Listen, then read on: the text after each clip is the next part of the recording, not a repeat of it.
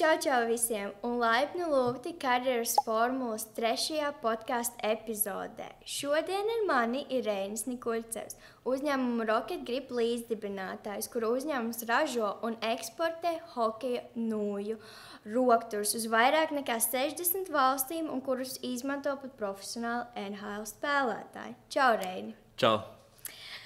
Sāksim ar tevi. Pastāsti, kāds tu biji agrajos skolas laikos, kādas bija tavas intereses, ko tev patika darīt? Ko man patika darīt? Man īstenībā vienmēr ir paticis darīt, jau vienkārši piedalīties visās aktivitātēs un tā tālāk. Es atceros 5. klasē, vispār sākot vēl pirms skolas laikiem, man reāli interesēja uzņēmējdarbība. Tēvs bija uzņēmējs, es visu laiku skatījos, ko viņš kā dara, un man visu laiku gribējās kaut ko pašam arī darīt, ražot, pelnīt naudu un tā tālāk. Tad tās īpašības parādās jau diezgan pat pirms skolas. Man tas parādījās ļoti, ļoti ātri. Un es atceros vienlaicīgi labākie un sliktākie Ziemassvētki, kad es biju, protams, pasūtījis Ziemassvētku vecītim arī tur lidmašīnas un ko tik vēl ne, spulti vadāmās. Un ko es dabūju bija ģipšu formiņas, respektīvi tāda silikona formiņa, kur ielai ģips iekšā, tad viņu noņem nost, tev kaut kāds tur objekts sanāk. Nebija es no sākuma priecīgs. Ne tas, ko tu gribēji. Bet pēc tam, kad izrādījās, ka tās lietiņas, tie bija tādi tā kā mazi sveči tur un kaut kas tāds, ka to var pārdot, it īpaši radiem un vecmāmiņām, tad jau āķis bija lūpām, pirku vēl visādas formiņas, visu kaut ko tādu, un tā bija viena no pirmajām nopelnītajām naudām. Un 5. klasē atceros, ka sākām, tur arī klases biedri iedvesmots taisīt tādus kā fingerboardus, tie ir tādi mazi skrituļdēlīši, kur ar pirkstiem tur tādus trikus taisa un taisījām no koka. Un arī pat pirmo naudu tā nopelnījām caur draugiem LV grupām. Sāka pat tirgot tādus mazos dēlīšus. Man riktīgi visu laiku gribējās kaut ko darīt, vai kaut ko organizēt, vai kaut ko tādu. Un atceros, ka skolā bija pielīmēts plakāts, vai grib būt miljonārs līdz 23 gadiem, vai kaut kas tam līdzīgs, ko Junior Achievement bija tāda reklāma kādreiz. Un tāds, tā kā varētu. Un mācījos Jelgavas 4. vidusskolā. Tur nevarēja taisīt skolēnu mācību uzņēmums reāli. Un tāpēc es mainīju skolu, pārgāju uz valsts ģimnāziju. Domāju, ka taisīšu skolēnu mācību uzņēmumu. Sāku, beigās neuztaisīju. Tur tāda vienkārši tehnoloģija nesanāca, ko es gribēju realizēt. Un pieteicos skolēnu pašpārvaldē. Un tad, principā, gandrīz visas skolas gaitas aizgāju, organizējot pasākumus skolēnu pašpārvaldē. Super! Tā kā runāju par, tu labi mācījies skolā, vai tev patika arī, izklaidēties, vai tu biji diezgan tāds? Es mācījos labi tajos priekšmetos, kuri man patika un interesēja. Kas tev patika? Man patika matemātika. Jā? Tā man patika. Tas īstenībā reti, kam patīk matemātika. Jā. Man personīgi nesanāk, lai tur kaut kas patiktu. Jā. Man patika. Man patika, ka tur bija loģika, tur varēja loģiski izspriest, izdomāt, izfunktierēt, kā kaut ko atrisināt labāk. Tas man patika. Man patika darbmācība, jeb tehnoloģijas un, kā sauc to priekšmetu pareizi. Dizains. Jā, kaut dizains un tehnoloģijas, jā. Tas man patika. Tie bija mani favorīti priekšmeti, kas man ļoti nepatika. Bija latviešu valoda, literatūra. Tad valodnieks tu neesi. Jā, to es nevarēju ciest. Tajā laikā atceros daudz arī sanāca karot ar skolotājiem, bet kaut kā tikām cauri. Un tā tajā laikā bija tāda sapņu profesija, kaut kas, par ko tu ļoti vēlējies jau kļūt, izņemot bagāts kā miljonārs kā tajā plakātā, bet kaut kas tāds jau specifisks parādījās tev? Īstenībā nē. Un manuprāt, uzņēmēji arī iedalās tādās divās kategorijās. Vieni, kas nāk uzņēmēja darbībā no tā, ka grib vispār būt uzņēmēji, un viņiem ir tā kaut kāda veida uzņēmējdarbības domāšana. Un no otras puses, kas nāk tieši no profesijas, kas zina, ka viņiem ļoti patīk kaut kāda viena konkrētā joma, un viņi grib darboties tajā jomā, un tad kaut kā nokļūst līdz tai uzņēmējdarbībai.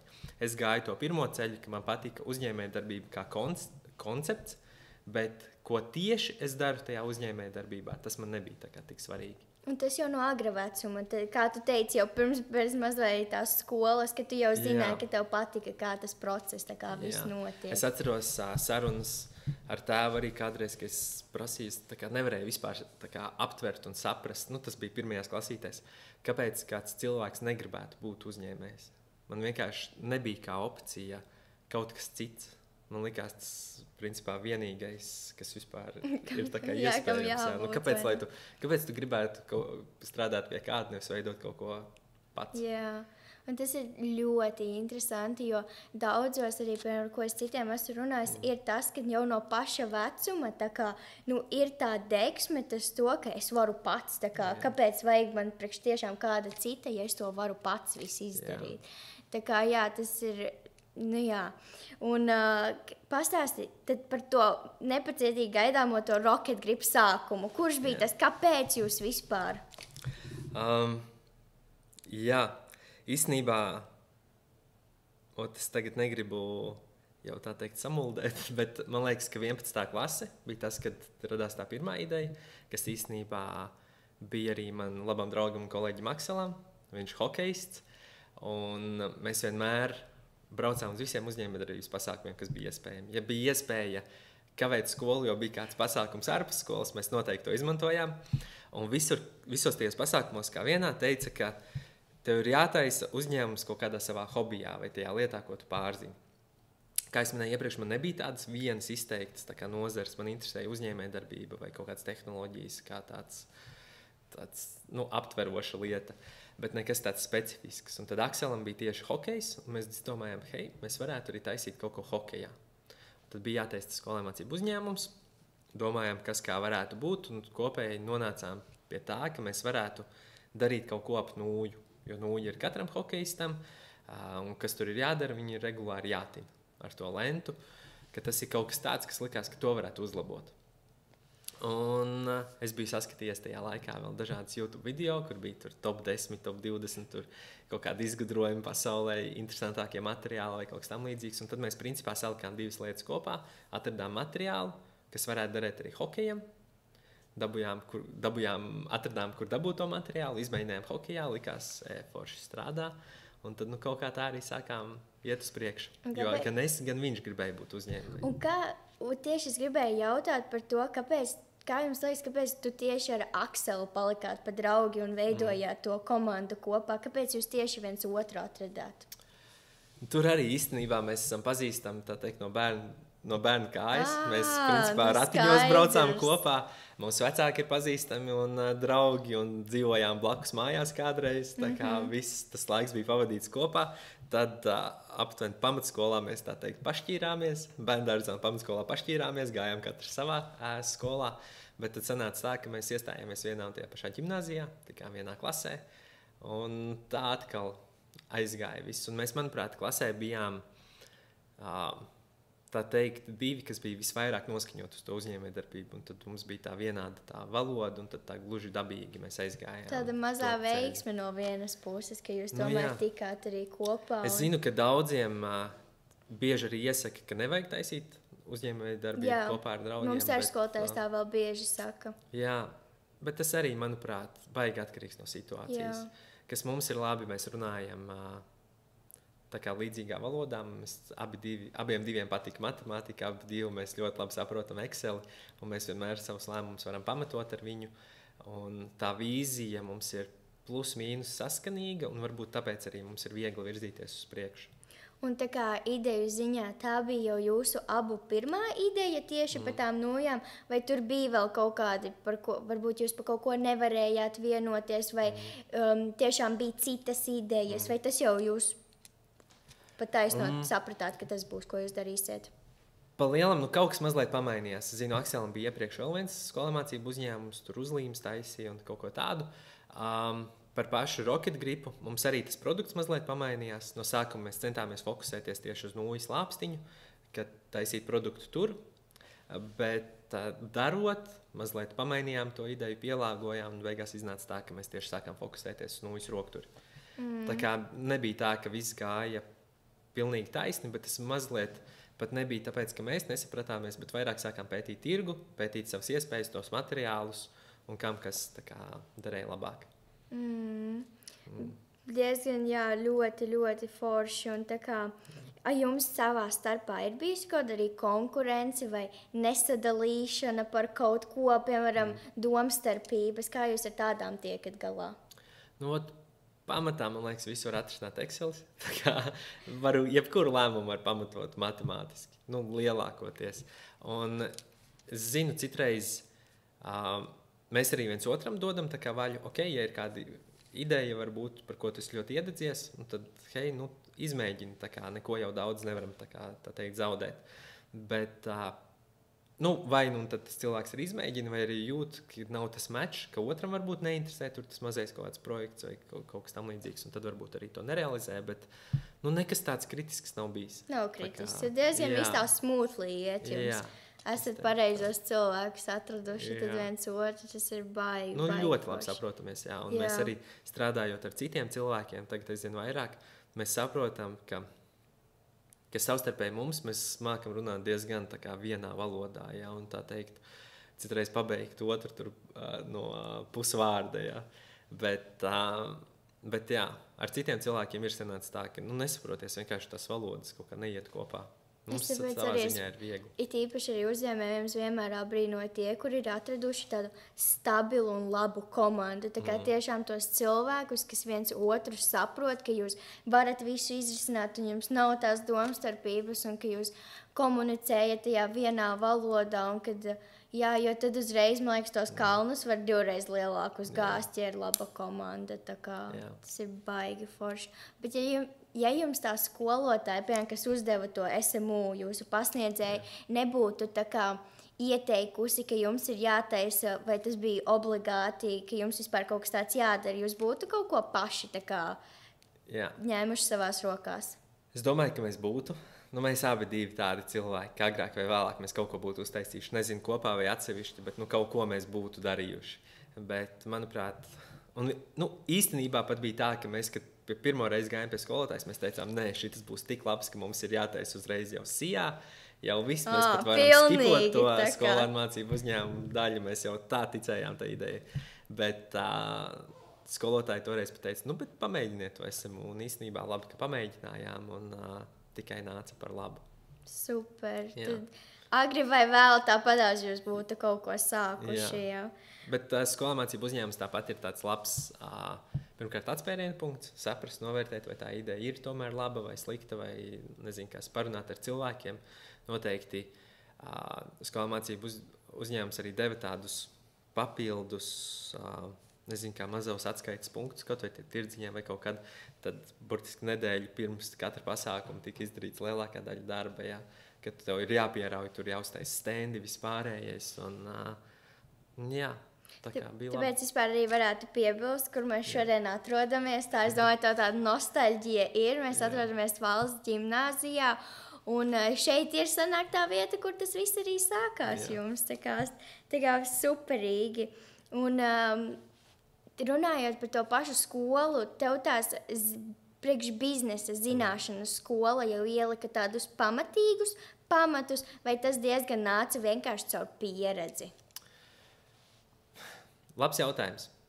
Protams, ekonomikā mēs arī mācījāmies tomēr kaut kāds aprēķins kaut ko, bet man pat grūti varbūt izšķirt, kur bija tieši tā kā skola un kur bija tie pasākumi vēl, ko mēs paralēli apmeklējām. Tā kā, vai tas ir junior achievement devums, bet atkal skola ir tā, kas sadarbojas ar to junior achievement, un izveidojas kaut kāds tāds labs mikslis. Ko man patīk, ka tieši manā skolā, kas ir Valsts ģimnāzija, mums nekad nelika šķēršļus. Jo esmu dzirdējis no daudziem jauniešiem, ka tur vienmēr ir mācības pirmajā vietā, viss tur nedrīkst kavēt. Ja tev vienalga, ka tev tur pasākums, ja nedrīkst skola, tur ir jāmācās vispārējais. Tad mums nelika šķēršļus, mūs atbalstīja.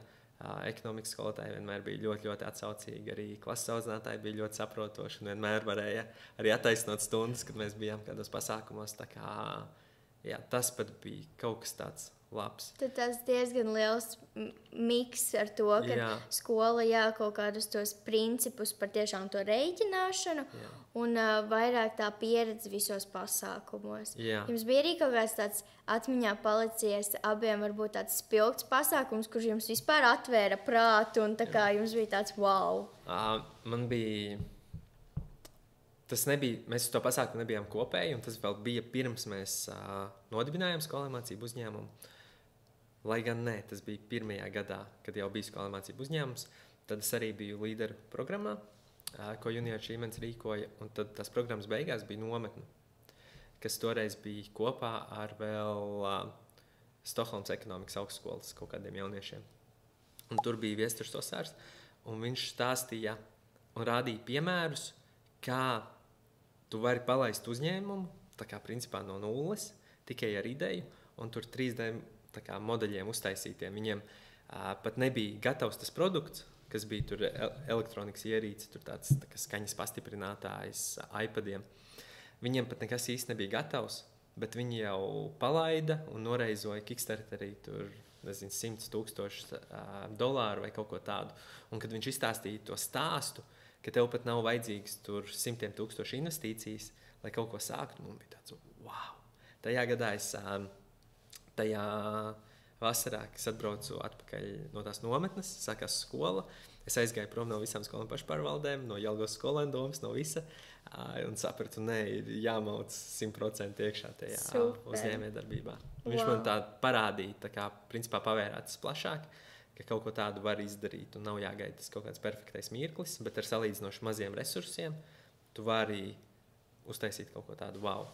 Un man liekas, tagad ar visu to AI un visām ģenerēšanām, attēlu ģenerēšanām, prototipu ģenerēšanām. Tagad ļoti tas AI ir tā kā visur un arī, man liekas, tāds biznesa potenciāls. Es arī tagad klausījos par to, ka, tā kā cik ļoti AI var aizvietot cilvēku darbus, bet cik ļoti arī viņš tā kā var sniegt cilvēkiem darbu. Tā kā arī tur tāda baigi interesanti. Man liekas, ja kādam tagad ir kaut kāda ideja, tad realizēt viņu ir daudz vieglāk varbūt arī nekā iepriekš. Ir kaut kādas lietas vieglāk, kaut kādas lietas grūtāk, bet vismaz to tik līdz tai skaidrai vīzijai, ko tu vari prezentēt citiem, manuprāt, ir daudz vieglāk. Jā, man arī, es domāju, resursi ir daudz vairāk nekā, piemēram, arī tavā skolas laikā visticamāk bija. Vienīgais, man liekas, arī konkurence arī ir daudz lielāka, jo ir arī tik daudz cilvēku, tad ir riktīgi ar to uzņēmēju garu, kuri tā kā visu kaut ko dara un tik daudz, un tas dzīves veids arī ļoti kultivēts tā kā sociālajos mēdījos un tā. Bet diezgan ļoti arī vienkārši motivē visiem darīt vairāk, ja godīgi. Motivē, bet īstenībā man vakar ar brāli tieši bija saruna par to, ka tagad mūsdienās ir tik daudz iespējas. Kādreiz tās iespējas nebija tik daudz, un tu varēji viņas visas izmēģināt. Tev tur 5 opcijas, tev diezgan viegli kaut ko izdarīt, pamēģināt un tā tālāk. Bet mūsdienās tagad pilnīgi katram cilvēkam ir 100, 200, 300 opcijas, kur iestāties, kur strādāt, kur vēl kaut ko ir tik ļoti daudz, ka tas ir tā kā overwhelming. Jā. Un tu pat nevari saprast, un tu beigās neizvēlējies neko un paliec uz vietas, vai pēc tam pārdzīvo, ka es izvēlējies kaut ko nepareizi. Un to sajūtu vai kaut kā pārlaust. Man liekas, tas ir grūtākais, kas ir tagad cilvēkiem, ka ir tik daudz iespējas, ka tu nevari izvēlēties. Bet tā ir. Tā tiešām ir, un arī pat par sevi padomājot un vispār to, ko podkāsta mērķi, tāpēc arī mēs cenšamies tās maksimāli, cik tās profesijas var un tās nozares var un ko tik var, lai tā kā varētu bišķi izšķirot un būt tā skaidrība, jo ir tas, mēs kā jaunieši maz, kurš zina precīzi, ko viņš nākotnē grib darīt, un tā kā tas vispār atspoguļojas, jo iespēja ir daudz un varbūt pat daudz, kā tu saki dažreiz.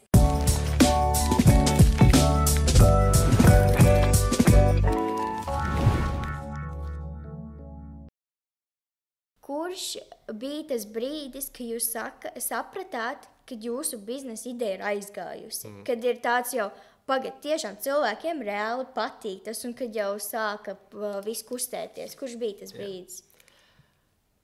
Es teiktu, bija tāds mazais brīdis, kad mēs tikām pirmajā hokeja veikalā, kas bija samērā mazs veikals Rīgā, bet jau bija diezgan patīkami, ka tur tas produkts ir. Viņu varbūt tik daudz nepērk, bet jau ir kaut kāds, pirmais veikals no daudziem, tad forši. Bet tāds, kad mēs sapratām tiešām, ka no šī var sanākt kaut kāds bizness, bija tad, kad mums aizgāja reklāmas Facebookā. Mēs uztaisījām savu mājaslapu, palaidām reklāmas, un reāli sāka cilvēki pirkt online uz Ameriku, uz Kanādu, uz vēl citām valstīm. Un tad mēs sapratām, ir labi, un mēs redzējām rezultātus, cik mums ir, pieņemsim, Facebookā jāiztērē nauda, un ka mēs ienāk tur 5 reizes vairāk naudu kontā, tad tu saproti, šito mēs vēl reklāmas izdevumus varam atļauties. Facebook ādiem tas viss tā kā notikās? Jā, tā pirmā mūsu lielā izaugsme bija tieši caur Facebook reklāmām. Un tas mūs pacēla principā tajā līmenī, kad mēs sapratām, šis ir reāls bizness. Tagad domājam, kā uztaisīt vēl kaut kādas labākas reklāmas un ko. Un sākām skalot. Un kādi bija vēl tie mārketinga paņēmieni, kas jūs riktīgi virzīja augstāk, jo labi, ja tās bija reklāmas, un kā jūs vēl varējāt sasniegt globālu tirgu? Tas ir... Godīgi sakot, pamatā reklāmas. Jā. Jo mēs centāmies ieiet veikalos, principā tikt iekšā ar savu produktu lielajās hokeja ķēdēs, bet pa lielam mums neņēma neviens pretī nopietni. Jo mēs bijām jauni, mēs nesapratām ne pareizos tos uzcenojumu struktūras, ne pareizo veidu piedāvājumus, tik daudz lietas, ko mēs nezinājām. Bet online bija diezgan vieglāk. Tur neviens neredzēja mūsu sejā, tur mēs neko nevarējām tas tēls, kādu mēs uzbūrām, tie mēs arī bijām, un tādi mēs izstījāmies tiem klientiem, un klienti mums ticēja, un mēs viņiem varējām nosūtīt to produktu, pierādīt un tā tālāk. Veikaliem lielākoties tā atsauksme vai atziņa bija tāda, bet kurš to produktu lietoja, tur jums vēl nav bijis tas saucamais tractions, ka tos cilvēki tik daudz nezina uz to produktu, veikalam bail riskēt, tur nopirkt daudz produktu un neviens viņu nepirks, kaut kas tam līdzīgs. Un tad, kad mēs ar Facebook izaugām jau tik lieli, tad veikali paši mums sāka rakstīt, mēs redzam, ka ir tāds foršs produkts, mēs gribam viņu veikalā, un tad tas jau bija mums tāds tā kā otrais solis, kur bija otrā izaugsmē, kad mēs sākām tirgot arī veikalos. Kurš bija tieši tas brīdis, tad, kad jau jūs gājāt veikalos iekšā, tas bija vēl vidusskolas beigas vai jau pēc? Tas jau bija pēc vidusskolas, tas bija, kādu, man liekas, gadu, pusotru varbūt pēc vidusskolas. Man liekas, līdz vidusskolas beigām mums bija tie mazie veikaliņi Rīgā, un tajā vasarā pēc vidusskolas mēs tieši izmācījāmies apmācības pa Facebooku, un, man liekas, tajā rudenī sākām kaut ko reklamēt. Un tad tas bija tā kā pirmā sezona, kad mums izdevās. Un nākamajā sezonā jau to darījām lielākā mērogā, un tad varbūt aiznākamā bija tā, ka mums reāli sāka daudz vairāk veikalu rakstīt. Un kā ir, ja jau jūs pat 12. gājāt tomēr kaut kādos veikalos iekšā, kā ir just atbildības sajūta jau diezgan agrā vecumā? Tad, kad tu to dari, to pat tik ļoti nejūti. Arī ir grūti, ka tu esi tajā ritnī iekšā, tu tikai dari uz priekšu, kur ir kaut kāds piedāvājums, vēl kaut ko, un tu dari. Un nav tāda sajūta, ka tagad būtu tāds, wow, mēs ļoti reti, kad apstājamies un paskatāmies no malas, kas ir uzbūvēts, jā. Un tad, kad tu esi tur iekšā, nav tāda diezgan wow dabiski. Diezgan dabiski, jā. Tas, kad bija tāda sajūta, varbūt, šis kaut kas nopietnāk, tā atbildības sajūta lielāka, tad, kad mēs paņēmām pirmās īrētās telpas, kuras mums izremontēja, tā kā mēs gribam, un vispārējais tur bija, 5 gadu līgums vismaz, un vispārējais, tad to bija tā grūti, kas būs, ja kaut kas noies greizi, jā. Tas telpas ar mums no sākuma bija krietni pa lielu, likās, tur mēs nolikām 3 piepūšamos dīvānus, liels galds, un tāds milzīgs telpas. Tā kā, bet, vai mēs to varam atļauties vai nevaram, bet noriskējām un viss sanāca. Kā jums vispār ir tā telpām? Jūs jau esat mainījuši kaut kādas vietas no telpas, jā? Mēs esam viņas bišķīt pielāgojuši, kaut ko tur pārbūvējuši vai kaut ko, bet mēs aizvien esam principā tajā pašā vietā. Mēs aktīvi skatāmies uz kaut ko lielāku, bet nav tik viegli nemaz atrast. Es ticu, jā, tik diezgan maz vietas vispār ir. Un, bet nebija tā sajūta, tāds mazais I made it, ka jums jau bija sava vieta pilnīgi, un tā labā sajūta. Tas saku, mums nav tāds citreiz pārstrāvot šādās intervijās vai kaut kādos pasākumos, kad mums ir, nezinu, pa sevi jāpastāst, jāprezentē tur kādam, tad varbūt tās var vieglāk tā kā atskatīties, varbūt kaut ko tā kā, laikam tiešām kaut kas forši ir uzbūvēts. Bet tad, kad tu esi iekšā tajā ritenī, tad tas tā nejūtās. Tad tikai dzenies uz priekšu, tev ir mērķis priekšā, un tu uz viņu ej un atpakaļ neskaties. Tas diezgan forši tā. Ne, tiešām. Un kādi jums bija tā kā jūsu lielākie atbalstītāji arī tajā laikā, kad jau tas bizness sāka aiziet tā, kas jums bija tā komanda un tie lielākie atbalstītāji jums? Es domāju, noteikti jāuzsver Jelgavas biznesa inkubators, kas bija Latvijas investīcija attīstības aģentūras, principā pasākums. Tas mums tiešām daudz deva. Bija tā, ka 12. klasē bija toreizējais biznesa inkubatoru vadītājs Nikita, bija atbraucis mums uz skolu, tur pastāstīt par uzņēmējdarbību un tā tālāk. Mēs aizgājām pie viņa pēc stundas, teicām, hei, mums ir tāda un tāda ideja. Viņš uzaicināja mums pēc tam uz tikšanos. Viņš teica, hei, 12. klase, bet jums ir reāli viss, kas būtu tā kā jaunam uzņēmumam vajadzīgs. Varbūt gribat iestāties tā kā inkubatorā. Un tur bija tāda pirms inkubācijas programma, mēs piestājāmies, mums patika, mēs ļoti daudz iemācījāmies, tā skaitā arī par tām Facebook reklāmām, tas bija viņu rīkots pasākums. Un tad tālāk aizgājām jau lielā inkubācija, tur jau bija finansiāls atbalsts, un tas mums ļoti, ļoti daudz tā kā deva. Izmantojām arī vēl viens citas Eiropas programmas, kas ir tāda līderu partnerība, arī Jelgavas novadā principā programma, kur arī bija iespēja dabūt Eiropas struktūra fonda naudu, kas mums palīdzēja nopirkt principā pirmās ražošanas iekārtas. Un jūs arī tā kā projektus tā kā paši meklējāt, tā kā, kur var pieteikties viņiem, kā tas viss notiek? Mēs meklējām viņus paši, mēs rakstījām viņus paši, principā darījām visu paši. Pastāsti, kādas prasmes ir jātīsta jauniešiem, lai kļūtu par uzņēmēju? Kādas tev bija varbūt tajā laikā, vai ko tu redzi, kas tagad trūks citiem jauniešiem?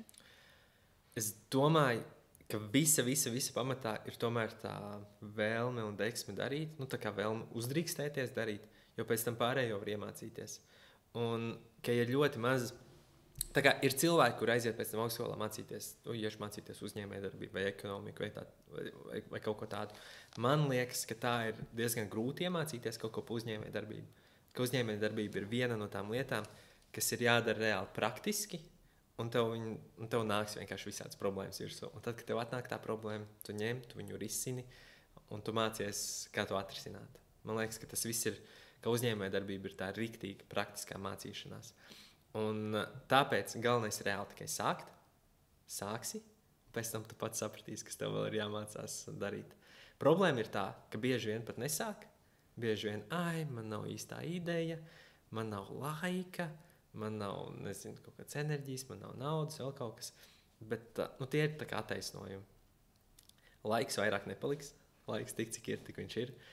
Pēc tam mācīsies draudzenes, draugi, vispārējais, vēl papildus kaut kāds darbs augstskolai. Tur laiks būs vēl mazāk.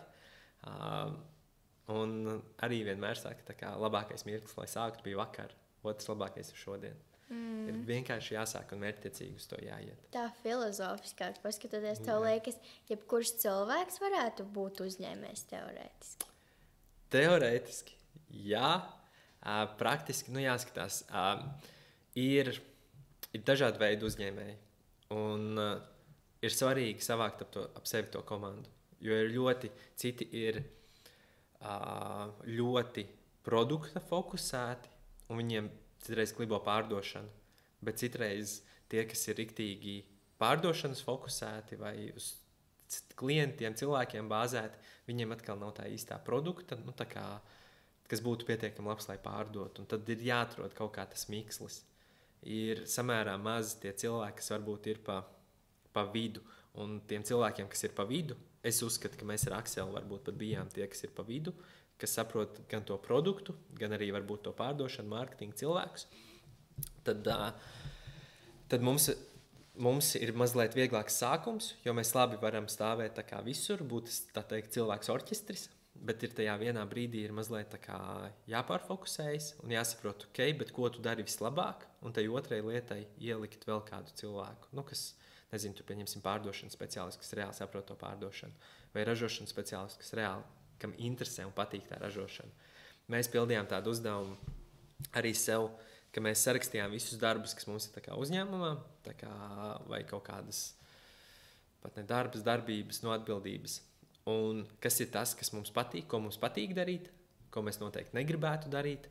Un tad tajās lietās, kur mēs noteikti negribētu darīt, tur mēs sākām meklēt vēl kaut kādus cilvēkus, kas mums var palīdzēt. Un to saprast. Un tā, ja sanāk savākt ap sevi komandu, tad man liekas, ka jebkurš var arī būt uzņēmējs, bet man liekas, ka nevienmēr tā kā visi grib būt uzņēmēji. Un citiem patīk, ka nav tas risks jāuzņemās un tā tālāk. Varēt var, bet negrib. Vai vajag visiem. Vai vajag. Un tu pēc tās 12. klases izdomāji iet augstskolā, vai tu atdevi visu biznesam?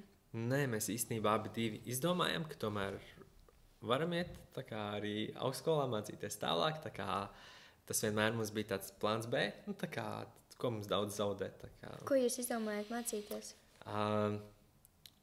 Es aizgāju mācīties intelektuālās robotizētās sistēmas, robotikas inženierija. Aksels aizgāja mācīties jurisprudenci un ekonomikā Rīgas juridiskajā augstskolā. Diezgan dažādi jūs. Jā. Mēs tā kā dažādos virzienos aizgājām. Es arī iepriekš domāju, varbūt mācīties to ekonomiku, biznesu, tāds tā kā klasiskais virziens. Bet tad es domāju, ka mazliet sev jāizaicina. Tā kā jāpamēģina. Tas ir labi, tas ir ļoti labi, jā. Es gan uzreiz nepabeidzu, un tagad esmu tikai pabeigšanas procesā. Nekas, bet tāds process arī bija. Baigi forši, ja daudz, man liekas, būtu vienkārši, tā kā, ja man ir tas biznes, tad es ieguldīšu visu sevi arī biznesā. Tā kā nekādas vēl papildus tās mācības, bet redz, kā jūs to mācāt. Jāskatās arī no tās situācijas, ja redz, ka var apvienot, tad var apvienot. Un ir arī bija kaut kādas lietas, no kurām bija jāatsakās, esot tādam uzņēmējam un esot daudz jāiegulda sava laika un visu enerģiju arī bieži vien tieši biznesā, vai bija kādas lietas, no kā vajadzēja atteikties? Protams, varbūt kāda tur vēlāk vakar ballīte vai kaut kas tam līdzīgs, jo mēs bieži vien pēc augstskolas braucām atpakaļ tā kā uz mājām, vēl pakojām visus produktus un izsūtīšanai un tā tālāk. Bija diezgan daudz tā kā darba tāda, bet man liekas, lielākā lieta, no kuras reāli sanāca atteikties, bija Erasmus.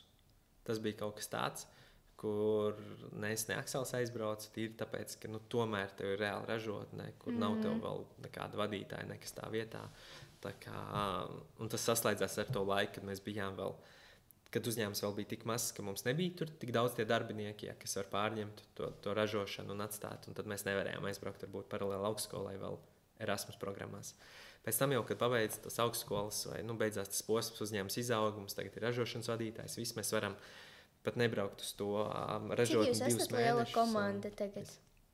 Tagad, tur jāstāsta pamatā, mēs esam 4 cilvēki, kas ir visu laiku tā kā uz vietas, un tad plus mums ir čupiņa ar cilvēkiem pārtaimā, kas ir, kas paralēli tā kā palīdz dažādos procesos, un tad vēl ir freelanceri. Tā kā kopā pie kaut kādiem 10 cilvēkiem, bet uz septembris, oktobris, novembris, decembris, un pienāk klāt komandai vēl kādi 5 cilvēki tīri ražošanā. Tie tas Ziemassvētku laiks trakais, jā. Jā, un mums tas trakais Ziemassvētku laiks saslēdzas kopā vēl ar vispār hokeja sezonu kā tādu, un tad mēs to jūtam vēl tā kā dubultā. Skaidrs, tad jums ar tādu mazā sezonu arī ir īstenībā. Mums ir pat tā kā lielā sezona, īstenībā vasara mums ir tā kā atpūta vairāk. Jā. Pat neatpūta, vasarā mēs strādājam pie jauniem produktiem, pie jauniem kodiem virzieniem, un tad ziema ir tad, kad tas pļaujas laiks, kad tas viss ir. Un kad ir tie krīzes brīži un tas, kad ir arī, nevienmēr būs, ka ir tik viegli viss un būs kā par sviestu, bet kas tevi tieši motivē nepadoties un bīdīt un turpināt visu? Tā ticība, tā pārliecība, ka tur viss ir, tā kā viss sanāks, es nezinu. Principā pārliecība sev, pārliecība produktam, pārliecība uzņēmumam. Tā kā, un ja tu tici, ka tam ir jāsanāk, varbūt tu neesi atkodis vēl to īsto veidu vai virzienu, tu vēl neesi izdomājis, kā tu to atrisināsi, bet tu zini, ka to var atrisināt. Un ja tā ir atrisināma problēma, tad tas ir tikai kaut kāds laika jautājums vai cilvēku vai zināšanu jautājums. Tā kā cilvēki ir gudri, cilvēki var uzsūtīt, cilvēki var izdomāt, kā citus cilvēkus uzsūtīt kosmosā jau līdz mēnesim, un tā kā viss ir iespējams, tas tikai prasa kaut kādu laiku un zināšanas. Un tev ir arī varbūt kāds tieši cilvēks, kas tevi iedvesmo un motivē, jo daudziem ir tādi, kā to var nosaukt, piemēram, kāds idols vai ne, es nezinu, kas tev tiešām tu motivē un tu smelies varbūt to visu motivāciju. Tagad īstenībā kaut kā pēdējā laikā man nav neviens tāds kārtīgi izteikts, bet vienu, ko man patīk minēt kā piemēru, es zinu, daudziem parasti tur ir Elons Musks, Steve Jobs un tie tehnoloģiju guru. Kāpēc man nav viņi, kaut vai kādu laiku man arī bija tāpēc, ka viņi ir kārtīgi darbaholiķi. Un man liekas, ka tas nav tāds laimīga cilvēka pareizais virziens, pēc kura tiekties. Man labāk patīk Richards Bransons, kas arī ir miljardieris Anglijā, bet viņam var pasakot līdzi, un tas, ko viņš ir iemācījies, viņam ir, nezinu, kāds 100 kompānijas, kurās ir super cilvēki, super vadītāji. Viņš visu dzīvi uztver ar lielu prieku, un viņš ir ļoti azartisks, ļoti aktīvs cilvēks, un tāda manuprāt, pēc tāda jāiedvesmojas vairāk nekā pēc tur Elon Muska vai Steve Jobs. Un tev vispār ir arī par to pašu iedvesmu, tā kā paturpinot, kāds kaut ko pateicis, piemēram, tādi iedvesmas vārdi vai kaut kas tam līdzīgs, kas tev ļoti sēž galvā, vai kādi vārdi, kas tev ir reāli, ir tie, kas tevi motivē, jo daudziem ir tādi, tā kā, kas, uz ko tu atskaties, un tu zini, ka jā. Laikam nekas tik izteikts. Bieži vien ļoti patīkam sajūta, kad mums tīri pa produktu atsūta kaut kādas ļoti labas atsauksmes, ka bērni lietojuši tur super sajūsmā un neko citu vairāk nelietos, vai kaut tādu, vai profesionāli spēlētāji. Tad ir tāds papildus novērtējums, ka jā, tad tas ir, tā kā mēs darām to pareizo lietu, bet man vispār ar tādu pašu motivāciju nav nekad bijušas tādas lielas problēmas. Tāpēc varbūt man arī nav tāda izteikta tā citāta, kur es uzlieku sev kā wallpaper telefonā. Tā arī viena no diezgan izteiktām tāda biznesa īpašībām, ka tu vari būt arī pašmotivēts, un tev nav jāgaida, ka tevi kāds cits paspiedīs, bet ka tu vari pats. Kas mums ir, nav tā, protams, ka tu vari darboties 100% enerģijas visu caur gadu. Ir mums momenti, tā kā uzņēmēja darbība arī, kad bet mēs esam divi, kas ir tā kā vadītāji īpašnieki, un citreiz var just, ka, nezinu, vienam varbūt ir kaut kāds tur zemāks periods, tad otrs tā kā paceļ vairāk, tad otram ir zemāks, mēs tā ļoti smuki tā kā izlīdzinamies. Un tas, man liekas, iedod tādu papildus bonusiņu, ka mēs tajā uzņēmumā, ka nav tas viens founders, bet ir divi, un tāpēc, man liekas, mums sanāk, tā kā labi. Kā tev liekas, ja nebūtu Aksels, tu varētu to arī viens izdarīt? Tas tāds skarbs jautājums. Tas ir, bet vai varētu? Vispār jau uzņēmējdarbību var veidot arī viens. Es domāju, ka tas būtu kaut kā citādāk un ir grūti iztēloties, kā būtu, ja būtu. Es ticu, ka mēs abi divi būtu atraduši, ko mēs darām. Es nezinu, vai man tas būtu hokejā, varbūt kaut kur citur, bet mēs abi divi esam pietiekami spēcīgi, lai varētu izveidot kaut ko lielu un foršu. Jā. Es domāju, ka vispār spēcīgi cilvēki to var izdarīt. Jā.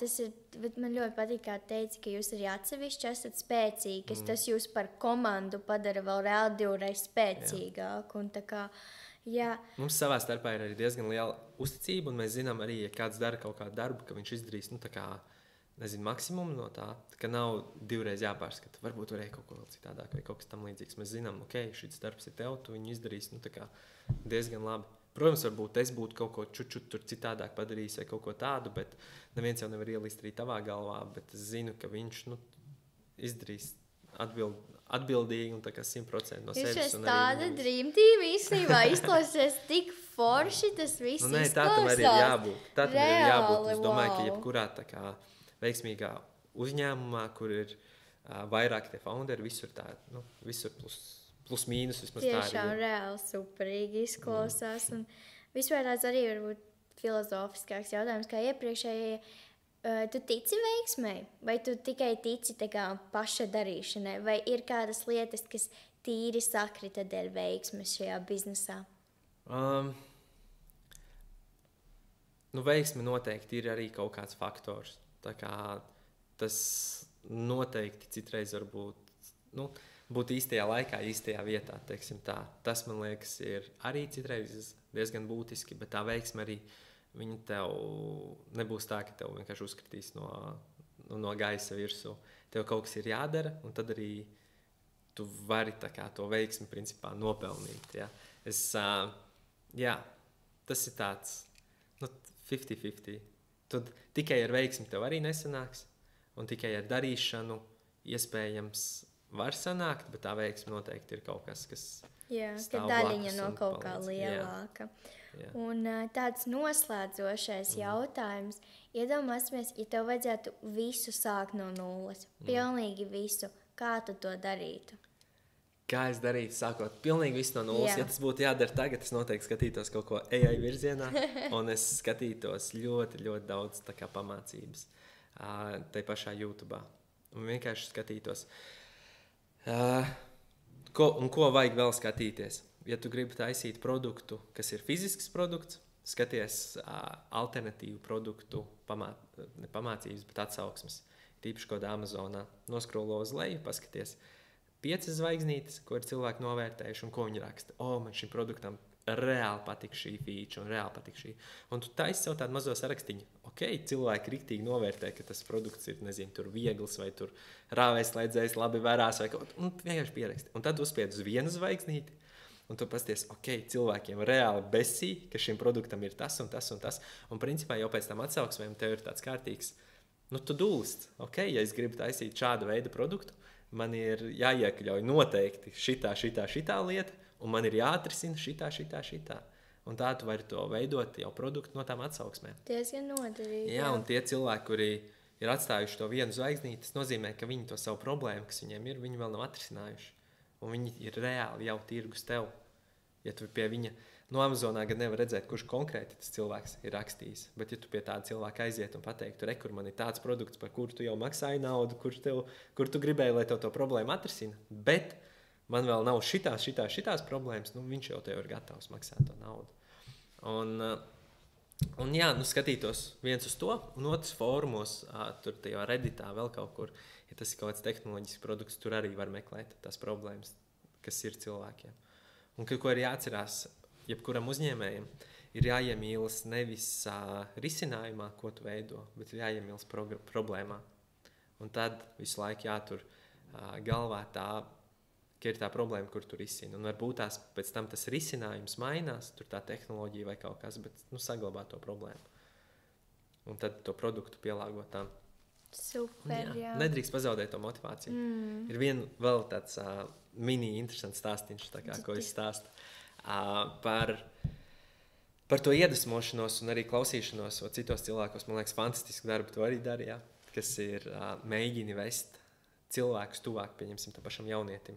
Jo ne katram ir pazīstams kāds uzņēmējs, vai ne katram ir pazīstami kāds politiķis vai kāds cits, kas tev piedalās tajā podkāstā. Un ko tu principā dari, ir palīdz tam jaunietim iepazīt arī kaut kādas citas profesijas vai citas cilvēkus. Un man vienmēr palicis atmiņā šis stāsts. Biju mazs, skatījos televizoru un skatījos ziņas pa televizoru. Un tur stāstīja, bija pētījums Anglijā, ka tika intervēti pirmsskolas izglītības iestāžu audzēji, principā 6-gadnieki, par ko tu gribi kļūt nākotnē. Un bija tādas 2 grupas, kas tika intervētas. Bija publiskā sektora bērndārzi, kas ir valsts bērndārzi un privātie bērndārzi. Un tad, ja valsts bērndārzos to laika atbildes bija tur kosmonauts, ārsts, policists, tagad noteikti būtu influenceris, Mr. Beasts un tāda tipa profesijas. Tad, kas bija interesanti, tīri tā salīdzinot ar to privāto bērndārzu, tur bija pa lielam tur uzņēmējs tāpat kā mans tēvs vai onkulis vai mamma vai kaut kas tam līdzīgs. Un cik ļoti tiem bērniem jau saknē veidojas tas priekšstats no tiem cilvēkiem, kas ir apkārt. Un tad man tas novēlējums varbūt tiem, kas klausās, ir atrast sev to piemēru, paraugu, pēc kura tiekties, ka, hei, varbūt šāds tā kā dzīvesveids arī ir iespējams, un nevajag izslēgt to kā opciju. Tad tu esi pie manis noteikti pareizajā vietā, jo tāds arī ir tas mans mērķis, tā kā, lai visi var atrast kādu cilvēku, no kā iedvesmoties un tā kā uzzināt, kāds ir bijis tas viņa ceļš. Mēs šodien uzzinājām, kāds ir tas tavs ceļš bijis, līdz kur tu esi tagad, un daudzi to ņem pa piemēru. JVG skolotājs arī par tevi runā, un tā kā viss tā kā notiek, un tas ir ļoti svarīgi visiem, un tā kā ar to mēs šodien beigsim. Paldies tev, paldies, ka klausījies šo epizodi, cerams, kad patika, kad ieguvi jaunas atziņas, noteikti mums piesako @karjeras formula, pačeko ārā Rocket Gripu, un paldies!